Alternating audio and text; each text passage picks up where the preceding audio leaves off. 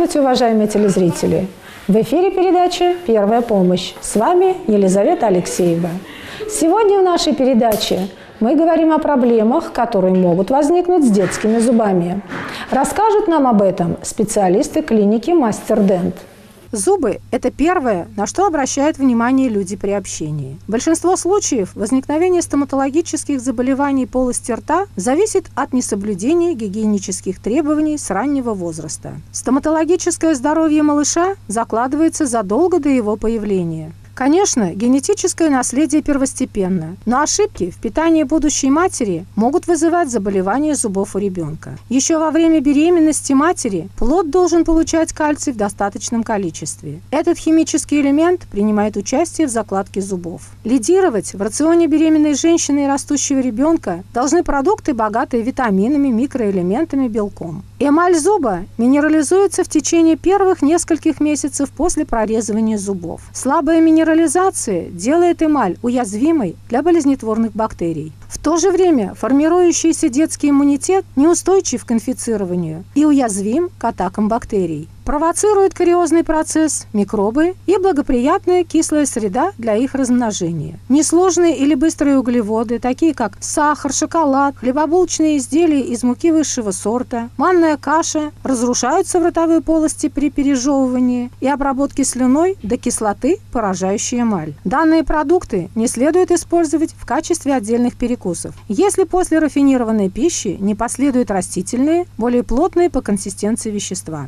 По данным Всемирной организации здравоохранения, уход за детскими зубами оказывается неправильно в 92% всех случаев. Использование средств личной гигиены полости рта для детей должно быть правильным, целевым и регулярным. Именно поэтому необходимо регулярно консультироваться с детским стоматологом. Мы решили узнать мнение родителей о том, с какого возраста нужно начинать чистить зубки ребенку. С года. С годика? Да. Как ходить научится, так пускай чистит. С года? Ну, я думаю, где-то с годика, наверное, нужно. С первых зубок. После того, как прекращаете кормить ребенка грудью. По моему мнению, как они появятся, уже контролировать желательно. С 8 месяцев, наверное, когда первый зуб. Думаю, то, что как начинает прорезываться, появляются там первые зубы, тогда и чистим. До какого возраста нужно контролировать, как ребенок чистит зубы? Даже не знаю, не могу сказать. Лет до 5.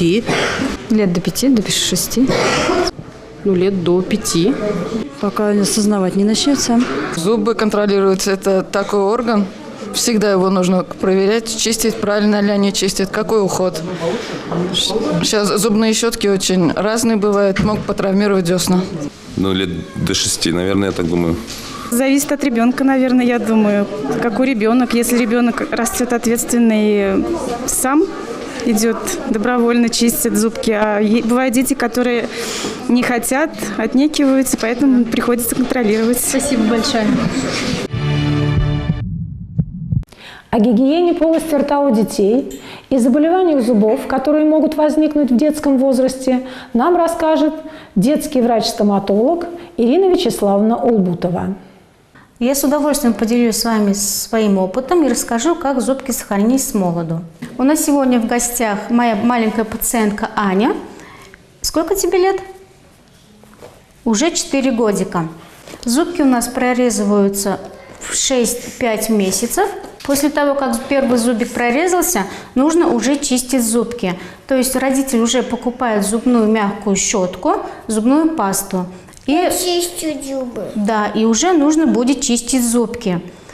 То есть не надо ждать того момента, когда ребенку исполнится 3 года. Почему-то многие родители думают, что ребенку исполнится 3 года, и только потом уже нужно чистить зубки. У меня есть такие пациенты, которые ко мне приходят в гости в годовалом возрасте, и у них уже есть кариесы. То есть не нужно допускать этого возраста, нужно приходить заранее еще. Если в свое время не сохранить зубки, то у нас уже вот эти зубки, которые поражены кариесогенным процессом, могут перейти на зачатки постоянных зубов. Многие родители думают, что лучше удалить зубки молочные, они же все равно выпадают, зачем их лечить? Зачем тратить нервы, зачем тратить деньги, потому что все равно прорежутся потом постоянные зубки.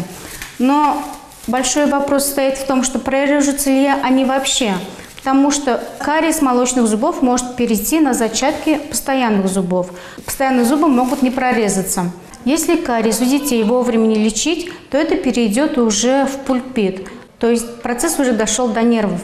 За счет этого и заболевание может перейти на зачаток постоянного зуба, что не есть хорошо. После периодонтита заболевание уже может перейти в остеомиелит и периоститы. То есть это уже в одно прекрасное утро может ребенок проснуться с опухшей щекой, так называемым остеомиелитом либо периоститом. То есть этот процесс уже перешел на костную ткань. Требуется длительное лечение в условиях стационара и не за один день. Уважаемые родители, я прошу вас, не ждите, пока зубик разболится у ребенка. Приходите к стоматологу с профилактической целью. Сейчас мы осмотрим нашу маленькую пациентку Аню. Аня, голову положи. Молодец. У нашей Анечки все хорошо. Зубки красивые, ровные. За счет того, что родители своевременно приходили к стоматологу на прием и соблюдали правила гигиены полости рта, у Аньки зубки хорошие. Стоматология давно уже шагнула вперед. И в нашей стоматологии есть такая процедура, которая называется глубокое фторирование. Это процедура сохранения зубов без сверления. Кладем ватные тампоны за здесь, ну-ка, за подвижную. Я выдавила состав глуфтореда для глубокого фторирования. Вот у нас 2 капельки. Одной жидкости, другой суспензию. Сначала я намажу жидкость на зубки, высушиваем зубки, потом мажем суспензию.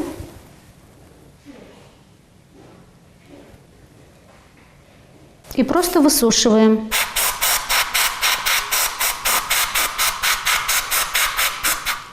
Вот в этом и заключается глубокое фторирование. Аня, тебе было больно? Нет. Мы благодарим Ирину Вячеславовну за интересный рассказ и отправляемся дальше. Сейчас мы пройдем в ортопедический кабинет. Здравствуйте. Здравствуйте. В этом кабинете работает врач-ортодонт Гаврилов Николай Витальевич, специалист по прикусу зубов. Он нам расскажет, чем опасен неправильный прикус у детей. Николай Витальевич, какие же могут быть проблемы с прикусом? В результате неправильного прикуса у ребенка может возникнуть множество проблем. Во-первых, неправильный прикус может быть чисто эстетической проблемой. Ребенок наверняка будет стесняться кривых, неровных зубов. Во-вторых, кроме отсутствия красивой улыбки, неправильный прикус может обернуться многочисленными логопедическими нарушениями. В-третьих, могут появиться еще более серьезные проблемы. В результате неправильного прикуса могут возникнуть патология височно-нижнечелюстного сустава. На формирование правильного прикуса в первую очередь будет влиять наследственность. И такие нарушения, как отсутствие зачатков зубов, это называют адонтия, диастема, промежуток между зубами, сверхкомплексные зубы и так далее. Второй фактор – это неправильное кормление, недостаточное употребление грубой жесткой пищи. Ребенку необходимо употреблять яблоки, морковки, груши. Третий фактор – это вредные привычки. Наиболее распространенная вредная привычка – это сосание пальца, сосание нижней и верхней губы, также жевание на одной стороне, ротовое дыхание, неправильное положение ребенка во время еды. Эти факторы следует непременно устранять. Уважаемые родители, консультация ортодонт начинается с 5 лет. В 5 лет врач-ортодонт вам расскажет о существующих или только начинающихся проблемах. Раннее диагностирование любой проблемы – это залог быстрого ее устранения. Благодарю вас, Николай Витальевич, за полезную, интересную информацию.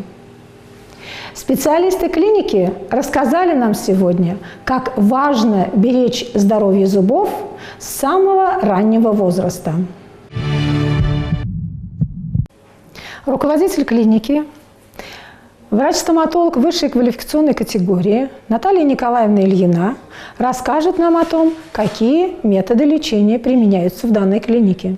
Наша клиника «Мастер Дент» работает 6 лет. Мы занимаемся терапевтической стоматологией, ортопедической, хирургической и ортодонтической. То есть мы занимаемся лечением, удалением, протезированием и исправлением прикуса. Также недавно мы стали заниматься имплантацией. У нас работает очень хороший специалист, хирург-имплантолог, который позволяет решить любые проблемы. Наша передача подошла к концу. До свидания. Берегите себя и своих близких.